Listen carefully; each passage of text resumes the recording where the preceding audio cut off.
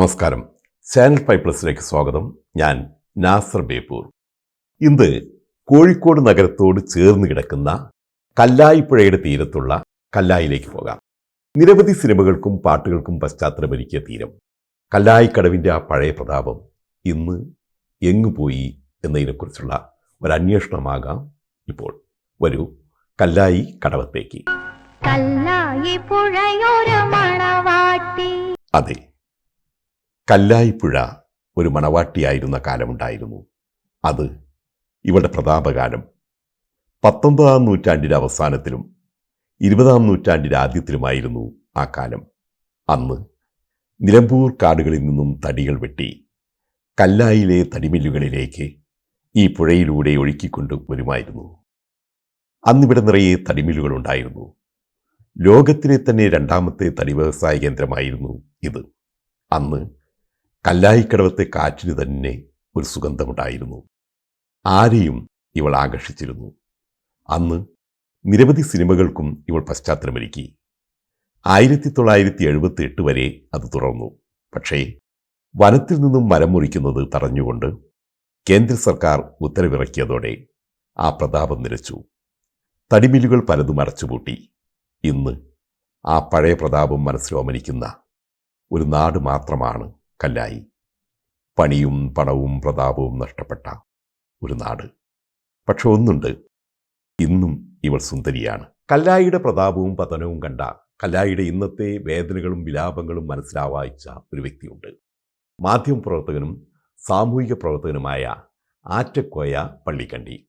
അദ്ദേഹത്തെ കണ്ടപ്പോൾ പറയാനുള്ളതും കല്ലായിയുടെ പ്രതാപത്തിൻ്റെയും പതനത്തിൻ്റെയും കഥകളായിരുന്നു. കല്ലായിപ്പുഴ ധാരാളം പാട്ടുകളിൽ, ധാരാളം സിനിമകളിൽ, ചരിത്രത്തിൻ്റെ പല ഭാഗങ്ങളിലായിട്ടുള്ളതാണ്.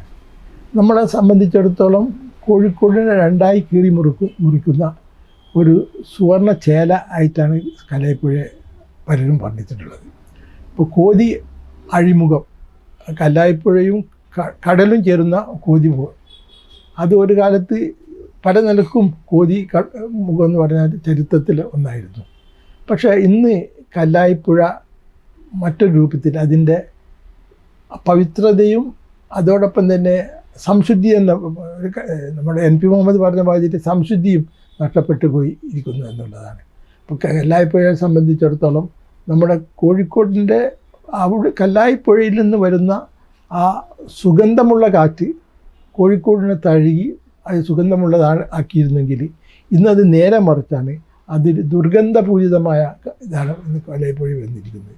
അത് കല്ലായിപ്പുഴയെ പലരും കൈയടക്കി, പലരും, ഞാൻ ആ വാക്ക് പറയുന്നില്ല, കലാകാരൻ വ്യഭിചരിച്ചു എന്നാണ്, കല്ലായിപ്പുഴയെ വ്യഭിചരിച്ചു എന്നാണ് ഒരാൾ പറഞ്ഞത്. ഞാനതോടെ അല്പം ഖേദകരമായ രൂപത്തിലാണ് ഇത് റിപ്പീറ്റ് ചെയ്യുകയാണ്. അപ്പോൾ കല്ലായിപ്പുഴ നമ്മളെ സംബന്ധിച്ചിടത്തോളം കേരളത്തിലെ മറ്റു പുഴകളിൽ നിന്നെല്ലാം കോഴിക്കോടിൻ്റെ മനോഹാരിത, കോഴിക്കോടിനെ സംബന്ധിച്ചിടത്തോളം കോഴിക്കോടിൻ്റെ ചരിത്രത്തിൻ്റെ ഒരു ഭാഗമായി നിൽക്കുന്ന ഒരു പുഴയാണ് കല്ലായിപ്പുഴ. പക്ഷേ എന്നെ സംബന്ധിച്ചിടത്തോളം കല്ലായിപ്പുഴയുടെ ആ പവിത്രത നഷ്ടപ്പെട്ടിരിക്കുകയാണ്. കല്ലായി പുഴ, അത് കല്ലായി ഒരു കാലത്ത് ലോകത്ത് മര വ്യവസായത്തിൽ 2-ാം സ്ഥാനത്ത് നിന്നൊരു നാടായിരുന്നു. പഴയ കാലത്ത് നോക്കുമ്പോൾ ഞാൻ ഓർക്കുകയാണ്, കോതി മുതൽ കല്ലായി പാലം വരെ 2 ഭാഗത്തും സോമില്ലുകളാണ്.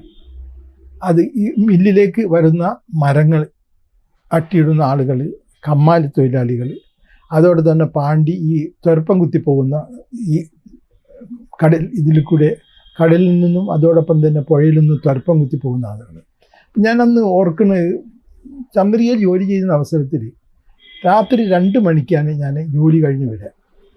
അപ്പം നടക്കുന്ന വരെയാണ് YMC ഒന്നും വട്ടാമ്പേൽ വരെ നടന്ന്, വട്ടാമ്പേലിനും ഈ റോഡിൽ കൂടി നടന്നാൽ വീട്ടിലെത്തുന്ന വരെ 2 ഭാഗത്തും ലോറികൾ വന്നിങ്ങനെ മരം തട്ടിക്കൊണ്ടിരിക്കുകയാണ്. 2 ഭാഗത്തും മില്ലുകളിൽ നിന്നുള്ള ആരവങ്ങൾ, ഈ മരത്തിൻ്റെ ആരവങ്ങൾ, മില്ലിൻ്റെ ഒച്ച.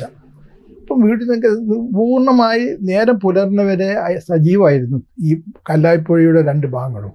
ഇന്ന് ആ സ്ഥാനത്ത് നമുക്ക് ഒരു 7 മണിക്ക്, രാത്രി 6-7 മണിക്ക് പോകുമ്പോൾ തന്നെ ഭയം തോന്നും. നിശബ്ദമായിട്ട് നിർജ്ജീവമായ സ്ഥലം. അങ്ങനെയൊക്കെ അവസരത്തിൽ ഈ കല്ലായി വ്യവസായം തന്നെ മംഗലാപുരത്തേക്കും അതേപോലെ തന്നെ മറ്റു പല ഭാഗങ്ങളിലേക്കും, കർണാടകത്തിൻ്റെ മറ്റു ഭാഗങ്ങളിലേക്കും പോയി. ആരാണ് ഇതിൻ്റെ ഉത്തരവാദി എന്ന് പറയുന്നത്? പക്ഷേ കല്ലായി ഈ പോയതോടുകൂടി ധാരാളം ആളുകളുടെ ഉപജീവനം മുട്ടി, ധാരാളം കുടുംബങ്ങളുടെ മുട്ടി. അന്ന് ഈർച്ചപ്പൊടി മാത്രം വിറ്റ് ജീവിച്ച എത്രയോ കുടുംബങ്ങളുണ്ടായിരുന്നു.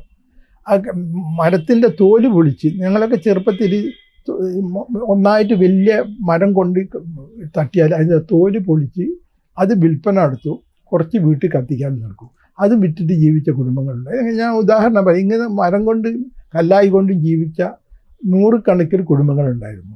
ഇന്ന് ആ ഭാഗം മുഴുവൻ പട്ടിണിയായി. ഈ മില്ലുകളൊക്കെ, അതിൻ്റെ മില്ലുകളിലെ യന്ത്രങ്ങളൊക്കെ പലർക്കും വിറ്റു, ഇന്ന് ഗോഡൗൺ ആയിക്കൊണ്ടിരിക്കുകയാണ്. അപ്പോൾ ഇതിൻ്റെ ഉത്തരവാദി പലരും ആ കല്ലായി പുഴയെ ശ്രദ്ധിച്ചില്ല, കല്ലായി മര വ്യവസായത്തെ ശ്രദ്ധിക്കാത്തത് കൊണ്ട് നമ്മുടെ നാട്ടിൻ്റെ കല്ലായിയുടെ ഒരു ഭാഗം തന്നെ പൂർണ്ണമായി പോകുന്നു. അതോടൊപ്പം തന്നെ കോഴിക്കോടിൻ്റെ വ്യവസായ രംഗത്തും വലിയൊരു നാശനഷ്ടം ഈ കല്ലായിയുടെ മാറ്റം ഉണ്ടാക്കാനുണ്ട്. നമുക്ക് ഈ കല്ലായിയെ രണ്ടാമത് അതിജീവിച്ച് കൊണ്ടുവരാൻ സാധിക്കുമോ എന്നതിനെ സംബന്ധിച്ച് ഒരു പുനർചിന്തനം അത്യാവശ്യമാണ്. കല്ലായി പുഴയുണ്ട്, ഈ പുഴ നമുക്ക് ഉപയോഗപ്പെടുത്താം.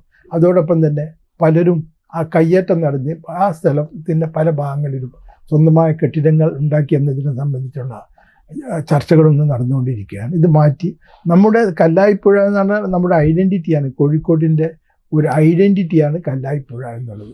അപ്പോൾ കല്ലായിപ്പുഴയുടെ ആ സൗന്ദര്യം വീണ്ടെടുക്കുന്നതിനും കല്ലായിയുടെ ആ മരവ്യവസായ രംഗത്ത് നഷ്ടപ്പെട്ട പ്രതാപം വീണ്ടെടുക്കുന്നതിനു വേണ്ടിയുള്ള ശക്തമായ ശ്രമം ഉണ്ടാകേണ്ടത് ആവശ്യമാണ് നമ്മളെ സംബന്ധിച്ച്. കല്ലായി പാലത്തിനും അന്നൊരു പ്രതാപകാലമുണ്ടായിരുന്നു.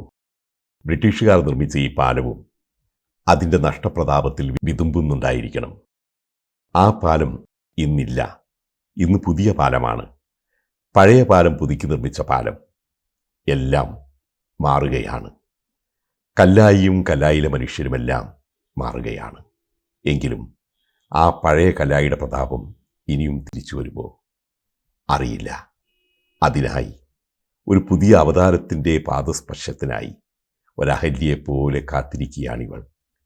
കാലങ്ങളായുള്ള കാത്തിരിപ്പ്.